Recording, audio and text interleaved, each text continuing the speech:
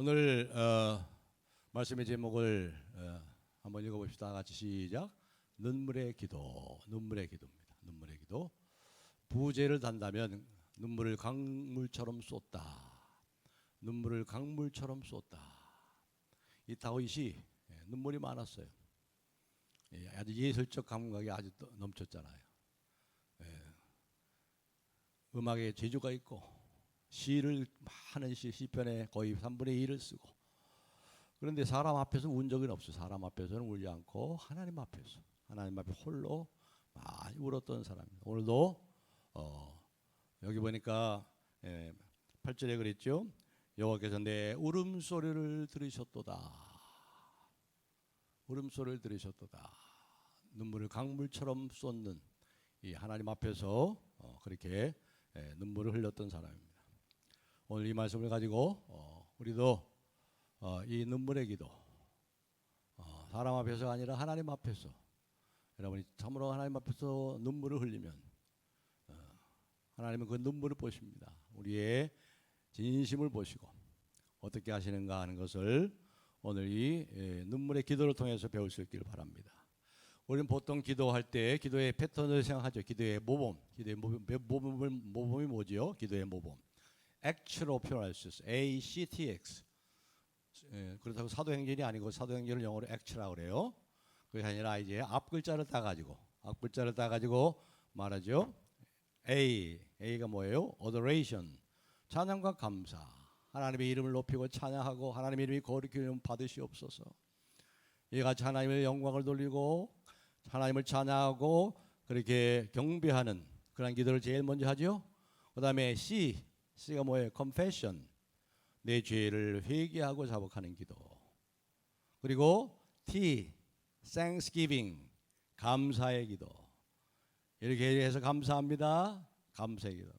마지막에 S가 뭐예요? Supplication. 그때 비로 간구. 그래서 Act라고 그러잖아요. Act.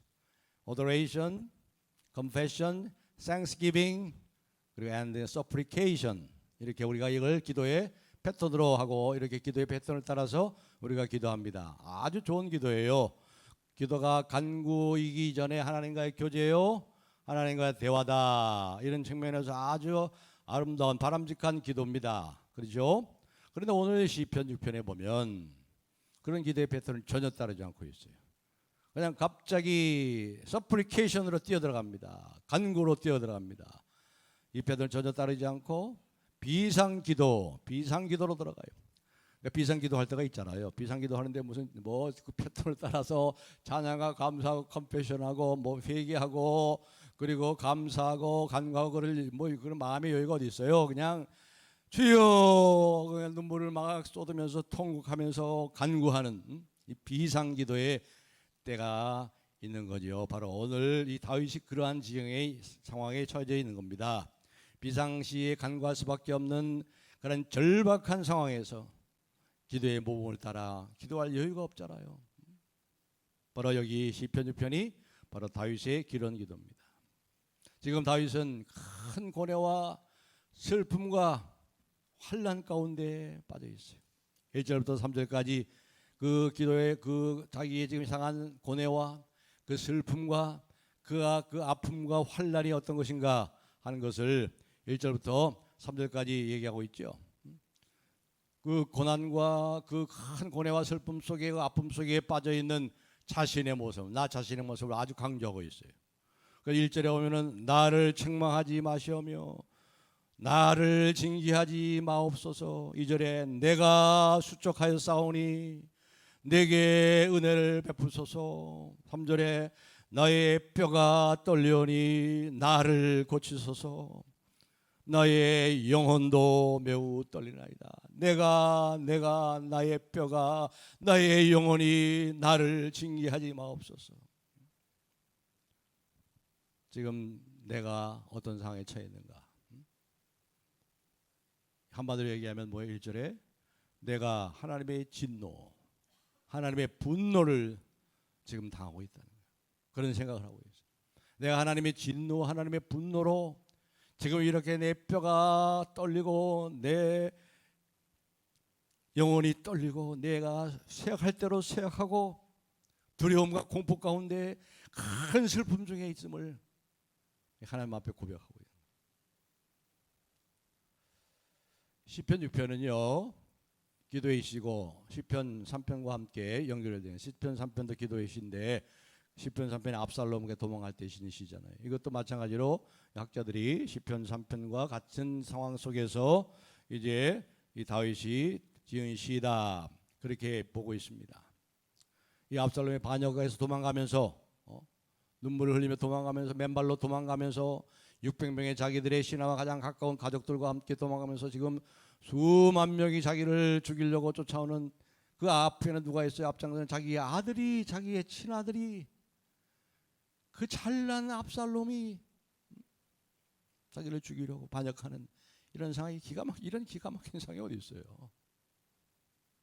다윗이 아마 이런 상황 속에서 이렇게 생각했는지 모르겠습니다. 내가 밧세바와 그런 관계를 갖지 않았었더라면 이렇게 되지 않았을 텐데, 내가 내 아들 그 암논이 자기 이복 루이 동생 다마를 성폭행할 때 그걸 가볍게 넘기지 않았어야 했어야 될 텐데, 내가 압살롬의 그 행동을 유심히 좀 관찰했어야 됐을 텐데 이렇게 이 후회와 회한으로 가득 찬 이 다윗의 모습을 볼 수 있습니다. 이것들 때문에 하나님의 진노와 하나님의 분노가 자신에게 임하고 있다고 그렇게 회한과 슬픔에 잠겨 있는 모습인 거예요. 그런 가운데서도 다윗은 누구보다도 하나님을 잘 알았어요. 하나님 어떤 분이신지 하나님을 잘 알았습니다. 진노 중에도 공유를 잊지 않으시는 하나님, 진노 중에도 분노 중에도 끝까지 분노하지 않으시고 공유를 잊지 않으시는 하나님. 2절에 보시면 지극히 몸이 쇠약해지고 수족함이 그냥 말하고 있으면서도 내가 수족하였나이다 수족하였사오니 그랬죠. 근데 그 수족했다는 말은 지금 지극히 몸이 쇠약한 상태에 있단 말이에요. 몸이 지극히 쇠약해졌어요. 6절 7절이 그 상황을 잘 설명하고 주고 있죠. 6절 7절 탄식해가지고 피곤하고 말이죠. 밤마다 눈물로 침상을 띄우고 내 요를 적시나이다.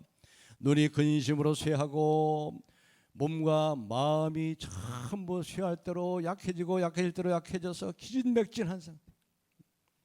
거기다가 또 3절에 보시면요, 나의 영혼도 매우 떨리나이다. 그러니까 몸과 마음과 영혼이 전인이 지금 떨리고 지극히 쇠약할 대로 쇠약해졌어요.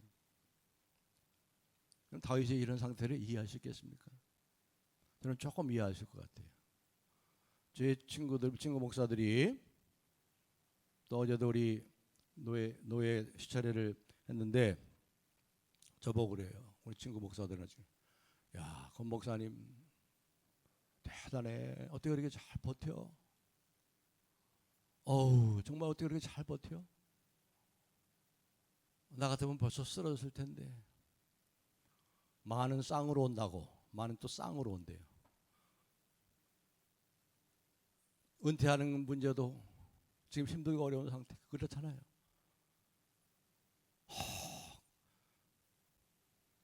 얼마나 잘 버티고 있는지 좀 잘 버텨. 목사님, 그러나 아프지는 마세요.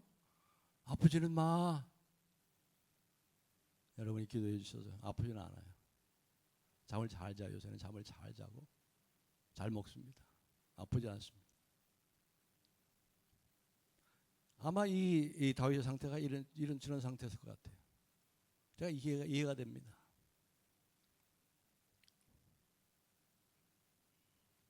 우리 교회에서도 오늘 권사님이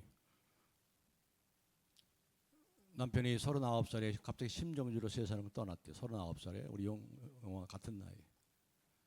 근데 3년 동안 그때는 예수를 안 믿었을 때래요.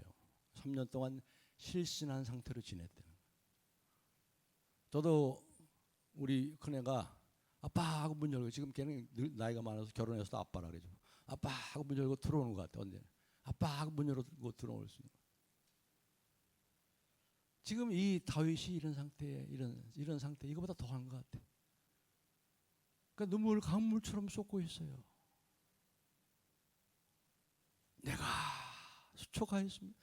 지칠 대로 지쳤고 쇠약할 대로 쇠약했고, 내게 은혜를 베푸소서. 내 뼈가 떨립니다. 내 영혼도 심히 떨리나이다. 거기다가 한층 더 시간이 그 고뇌를, 이 슬픔과 아픔을 더하고 있어요. 3절에 하반절에 보니까 여호와여 어느 때까지니까. 하나님은 하나님의 시간 속에서 일하는데 우리는 우리의 시간을 계산하고 있잖아요. 하나님의 시간과 우리의 시간은 언제나 다르고, 하나님의 시간은 언제나 우리 시간보다 항상 늦는 것 같아. 하나님 항상 지각하시는 것 같아. 항상 지각을 하시는 것 같아. 왜 빨리 응답하지 않으시나? 왜 빨리 나타나지 않으시나? 하나님의 시간과 우리의 시간이 다른데 문제가 있는 거예요. 이게 우리를 더 힘들게 만드는 거예요. 하나님이 속히 개입하시고 응답하시기를 바라는데 언제입니까? 어느 때까지 기다려야 합니까? 왜 하나님은 속히 응답하지 않으십니까? 하나님의 분노와 진노 속에 여전히 개입하지 않으시는 하나님, 그 하나님 향해서 이 다윗은 이 절박한 상황 속에서 간과 눈물의 기도로 강물처럼 눈물을 강물처럼 흘리고 있는 거예요. 여호와여 내가 수족하였사오니 내게 은혜를 베푸소서. 나의 뼈가 떨리오니 나를 고치소서. 그러니까 이 다윗은 천지 만물을 창조하시고 천하 만사를 지금 다 컨트롤하고 계시는 하나님을 알았어요. 사람이 하는 게 아니에요. 사람이 하는 것처럼 보이지만 하나님이 다 컨트롤하고 계시다. 하나님이 지금도 통치하고 계시다. 하나님이 다스리고 계시고 간섭하고 계시다는 그 하나님, 그 하나님의 헤세드, 하나님의 은혜, 하나님의 은혜를 눈물로 간구하고 있는 거예요. 우리 이사야 19장 22절 한번 화면에 다 같이 한번 읽어보겠습니다. 시작. 여호와께서 애굽을 치실지라도 치시고는 고치실 것이므로 그들이 여호와께로 돌아올 것이라. 여호와께서 그들의 간구함을 들으시고 그들을 고쳐 주시리라. 아멘. 치실지라도 치시고는 고치실 것이므로. 이것이 다윗의 지금 형편이에요. 그런 가운데서도 다윗은 헤세드의 하나님, 긍휼과 자비와 인자하심이 무한히 크신 하나님을 바라고, 그러나서 이제 다음 단락으로 들어가서 4절부터 7절에 보시면 두 번째 단락에 된 다윗의 그 논증과 다윗의 주장이 나옵니다. 이 기도와 이 눈물의 기도, 눈물을 강물처럼 흘리면서도 하나님 앞에 논증하고 논박하고 하나님께 주장을 하고 있어요. 눈물의 기도와 함께 그의 주장을 지금 논증하고 있습니다. 왜 하나님께서 이 고난과 슬픔 가운데 자기를 건져내만 하시는지를 당당하게 여기서 주장하고 있는 거예요. 주장하고 있어요. 4절에 보십시다. 4절 보시면 여호와여 돌아와 나의 영혼을 건지시며 주의 사랑으로 나를 구원하소서. 여기 보세요. 여호와여 돌아와 나의 영혼을 건지시며 주의 사랑으로 나를 구원하소서. 이렇게 얘기했어요. 주의 사랑으로. 아까도 말씀드렸지만 다윗은요, 하나님이 누구신지를 어떤 분인지 제일 잘 알았어요. 제일 잘 아는 사람, 구약의 성도들 가운데 하나님의 성품, 하나님 어떤 분이신가, 주의 사랑으로 나를 구원하소서. 다시 말해서 언약의 신실하신 헤세드의 하나님, 언약의 신실하신 사랑의 하나님, 주의 사랑으로 그랬잖아요. 주의 사랑으로 나를 구원하소서. 주의 헷세드로 언약의 신실하신 헷세드의 그 은혜와 사랑과 긍휼로 나를 건지소서. 다윗은 뭘 기억한 거예요? 다윗의 언약. 하나님께서 자기에게 한 언약을 기억한 거예요. 그 언약이 어디 나와요? 사무엘 22장 5절이 나오죠. 우리가 다 알죠. 이것이 다윗 언약입니다. 다윗 언약. 뭐라고 그랬어요? 하나님께서 다윗에게 여호와께서 그의 왕에게 큰 구원을 주시며 기름 부음 받은 자에게 인자를 베푸시며 영원하도록 다윗과 그 후손에게로다. 큰 구원을 주시고 기름 부음 받은 자에게 인자를 헷세드를 베푸시고 영원하도록 다윗과 그 후손에게로다. 다윗의 후손, 저와 여러분에게도 영원하도록 그 언약을 지키시고 그 헷세드의 언약과 사랑과 긍휼로 건져내신다는 이 언약의 말씀을 붙잡고 하나님께 주장하고, 그렇기 때문에 하나님 저를 건져내셔야만 합니다. 말씀대로.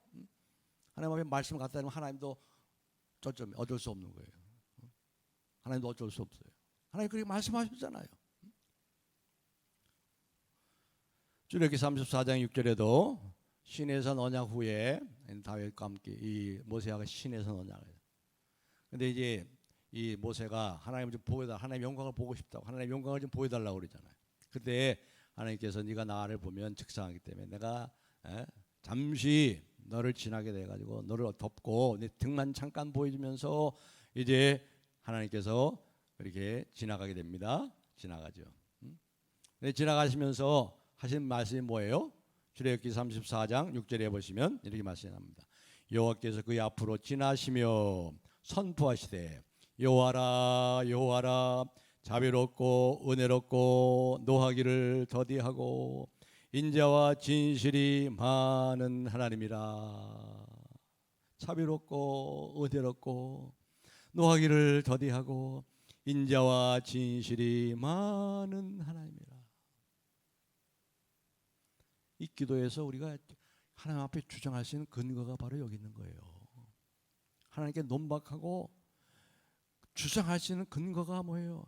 언약의 신실하신 하나님의 말씀을 붙잡고 그렇게 말씀하셨잖아요. 기름 부은 저에게 그리고 저의 후손들에게 하나님께서는 인자를 베푸시고 영원하도록 그렇게 하시겠다고, 큰 구원을 베푸시겠다고 약속하셨지 않습니까? 인자와 국물로 많은 하나님이고 자비하신 하나님이라고 말씀하지 않았습니까? 그 말씀대로 하시옵소서. 이게 주장할 수 있는 거예요. 그러니까 여러분, 말씀대로 이루시고 역사하시는 말씀에 신실하신 하나님을 붙잡아라. 우리를 살리는 건 하나님의 말씀밖에 없어요. 사람의 위로가 하나 위로도 안 됩니다. 무엇이 위로가 되겠어요?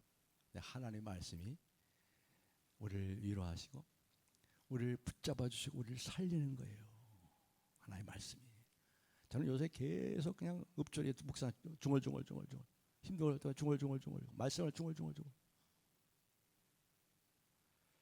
이것이 우리가 큰 환난과 고뇌와 슬픔 가운데 우리가 해야 될 일이에요. 우리가 해야 될 일. 하나님께서 자기 자신에 대해서 뭐라고 말씀하시는지, 하나님께 어떻게 일하시는지를 알아야 된다. 그래도 기독교인의 삶에서 가장 중요한 것은 우리가 믿고 의지하는 하나님이 어떤 분이신가를 아는 거예요. 아는 만큼, 신뢰하는 만큼 우리가 넉넉히 이길 수 있는 거예요. 신뢰하는 만큼 우리의 찬양이, 하나님 아는 만큼 우리의 찬양이 감격이 다를 것입니다. 이 신론이 중요한 거예요. 신론, 이 Doctrine of God, 신론이 중요합니다. 그리고 두 번째 주장이 뭐냐면요, 하나님 어떤 분이신가, 하나님 어떻게 일하시는가 알고 그 하나님을 향해서 주장할 뿐 아니라 5절을 보니까 다윗이 이렇게 주장합니다. 5절을 우리 한번 다 같이 읽어볼까요? 5절 시작. 사망 중에서는 주를 기억하는 일이 없사오니 소홀해서 주께 감사할 자 누구리까? 사망 중에서는 주를 기억하는 일이 없습니다.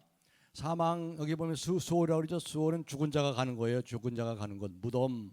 그러니까 구약에서는 이 죽은 자가 가는 무덤을 수월이라고 그러는데, 수월은 뭐냐면 침묵의 장소.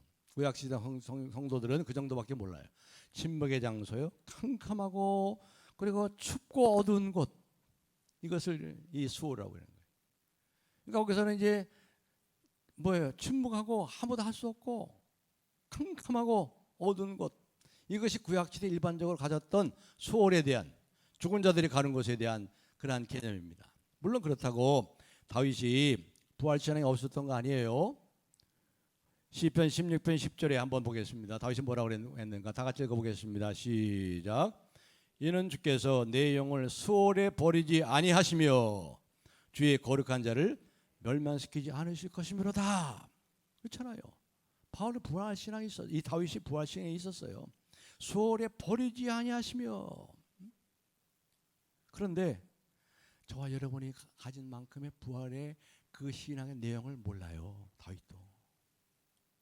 제가 그래서 지난번에 베드로서를 말씀하면서 선지자들을 통해서 많은 선지자들이 어느 때 어느 시간에 이것이 일어날 것을 상고하여, 그리고 천사들도 살펴본다고 경외함을 가지고 살펴보기를 원하는 것이라 그랬잖아요.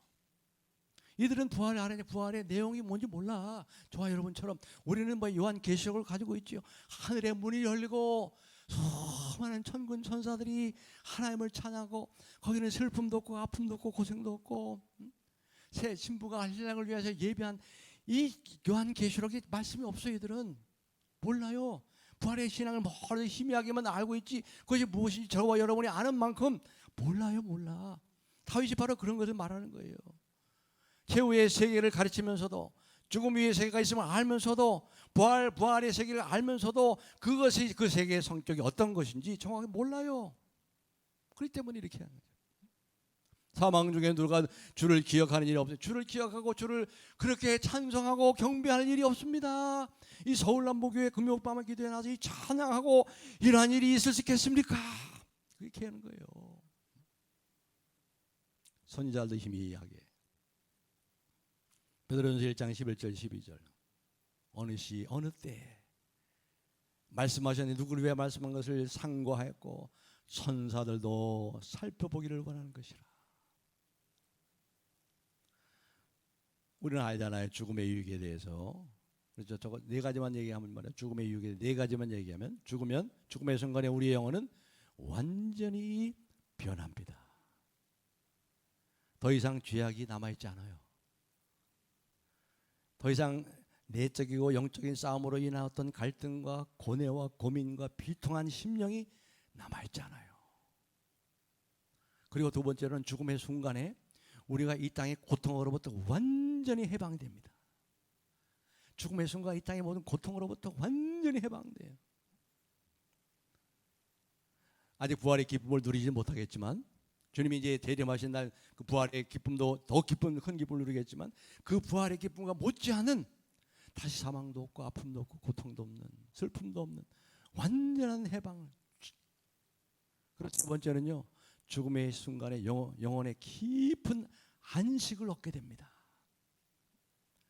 이 땅에서 여러분들이 가장 행복했던, 가장 회복했던 그 순간을 훨씬 능가하는 최상의 안식과 평온이 우리 앞에 죽는 순간에 펼쳐지는 거예요. 그리고 네 번째로, 죽음의 순간에 우리는 마치 정든 고향에 돌아온 깊은 안도감과 평온함을 누리게 됩니다. 우리 인생은 그 자기도 모르는 사이에 하나님을 향한 향수병에 걸려 있어요. 향수병에 걸려 있다고. 그걸 어떻게 다른 데서 찾아보려고 해. 지금 돈에서 찾아보려고 돈 하고 있고, 쾌락을 찾아보려고 뭐 쾌락을 쫓아가고, 뭐 어떤 권력을 통해서 찾아보려고. 이 땅에서 우리가 그리스도께서 계신, 오늘 내가 나와 함께 낙원에 있으리라. 그리스도 계신 본향으로 돌아가면 이 땅에서 누릴 수 없었던 안도감과 평안함과 비교할 수 없는 만족감을 누리게 되는 거예요. 그래서 바울 사도는 고린도후서 5장 8절에 우리가 담대하여 원하는 바는 차라리 몸을 떠나 이 세상을 떠나 우리의 몸을 떠나 이 육신의 몸을 떠나서 주와 함께 거하는 그것이라. 이 네 가지는요, 이 우리가 장차 누릴 영광의 지극히 한 부분, 지나지 않습니다. 그 외에 너무나 많은 유익과 축복들이 우리를 기다리고 있어요. 우리는 이걸 알잖아요. 근데 다윗이 이걸 정확히 몰라. 다윗은 구약의 선지자들도 몰라. 우리는 이 충만한 계시, 또 full of sense라고 그래요. 또 충만한 의미가 담겨있는 계시의 점증성 이 속에서 이걸 아는 거예요. 이걸 알잖아요. 저와 여러분이 얼마나 복을 받고 사는지 아셔야 돼요. 이렇게 하나님께 논증하고 논박하고 주장하는 기도가 우리에게도 필요한 거예요. 하나님 무한히 자비하셔서 무리의 사정을 다 참작하시고 후히 들어주신 분이다. 그래 끝으로 이제 세 번째 단락의 마지막 8절부터 10절에 보면은 기도 응답의 확신이 왔습니다. 기도 응답의 확신. 우리 8절부터 10절까지를 우리 다 같이 한번 여러분들 이러한 확신을 가지고 이 시간 기도하기를 바랍니다. 8절부터 10절을 다 같이 읽겠습니다. 시작. 악을 행하는 너희는 다 나를 떠나라. 여호와께서 내 울음소리를 들으셨도다. 여호와께서 내 간구를 들으셨으며 여호와께서 내 기도를 받으시리로다. 내 모든 원수들이 부끄러움을 당하고 심히 떨미어 갑자기 부끄러워 물로 가리로다. 이 지인의 목소리가 아주 밝아져요. 여유가 있어요. 침울했고 우울했던 분위기가 반전이 됩니다.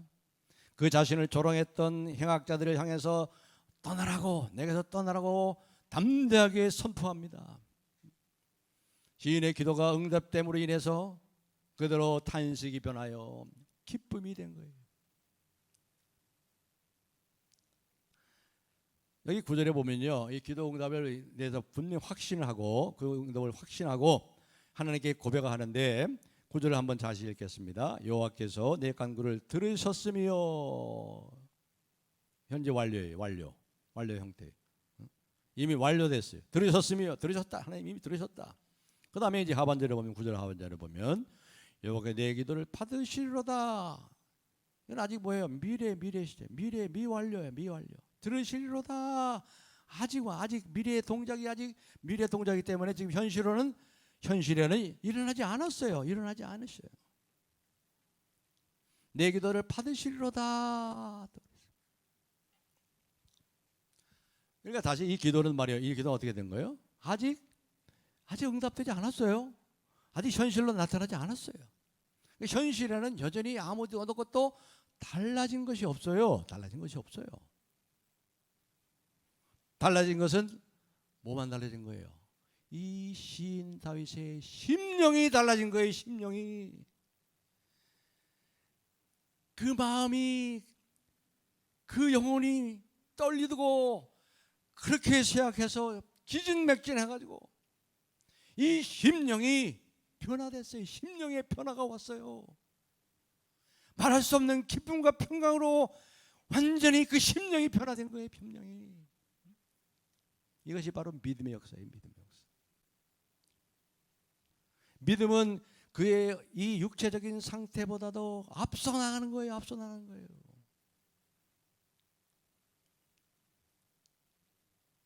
지금 당장 변화된 것이 없는 상황에서도 앞으로 일어날 미래의 사건을 이미 일어난 사건으로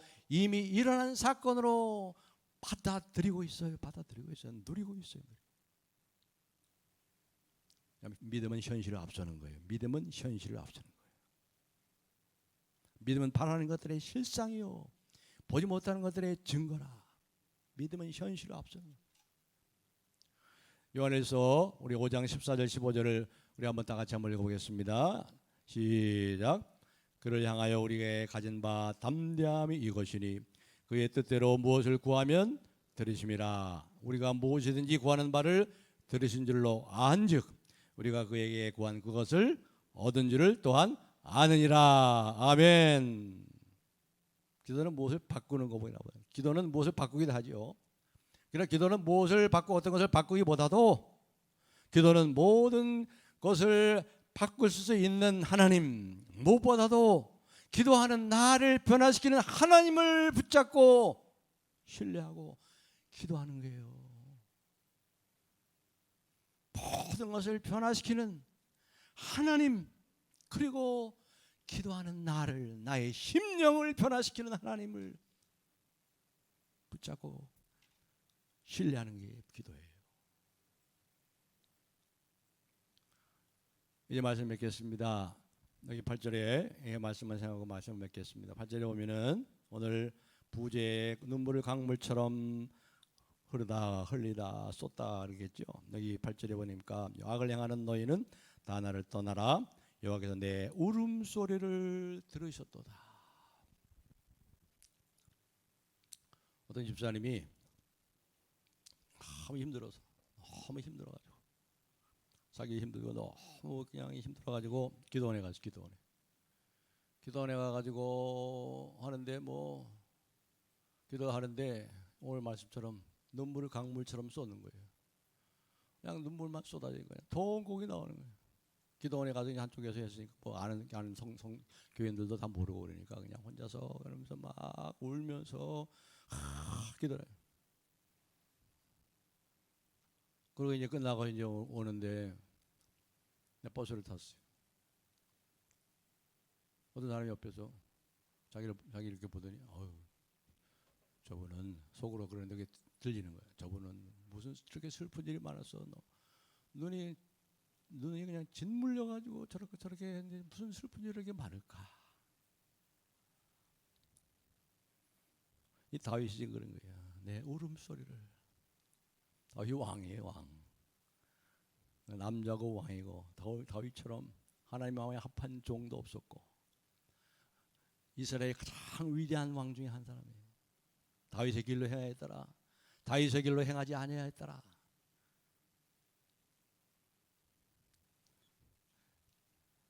무슨 슬픈 일이 많아서 저렇게 눈이 짓물리도록 저렇게 울을까? 사람들은 모르지만 하나님 우리가 왜 우는지 아세요. 하나님 왜 우리가 울고 있는지, 왜 통곡하며 우는지를 너무도 잘 아시는. 히스기야 왕을 우리가 알죠.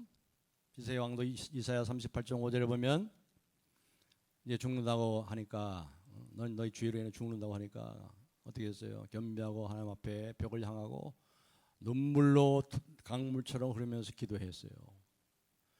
이사야 38장 5절을 통해서 하나님께서 이사야 선지자에게 히스기야에게 이사야 선지자를 보내가지고 이렇게 말합니다. 너는 가서 히스기야에게 이르기를 네 조상 다윗의 하나님 여호와께서, 여기 보세요. 네 조상 다윗의 하나님 여호와께서, 네 조상 아브라함의 하나님이라고 하는 건 네 조상 다윗의 하나님 여호와께서 이같이 말씀하시기를 내가 네 기도를 들었고 내 눈물을 보았노라. 내가 네 수 안에 15년을 더하고 너와 이 성을 아수르 왕의 손에서 건져내겠고 내가 또 이 성을 보호하리라. 아멘. 히스기야가 강물처럼 눈물을 흘리는 것을 보셨어요. 무엇보다도 우리 주 예수 그리스도 하나님의 아들 예수께서는 어떤지 아세요?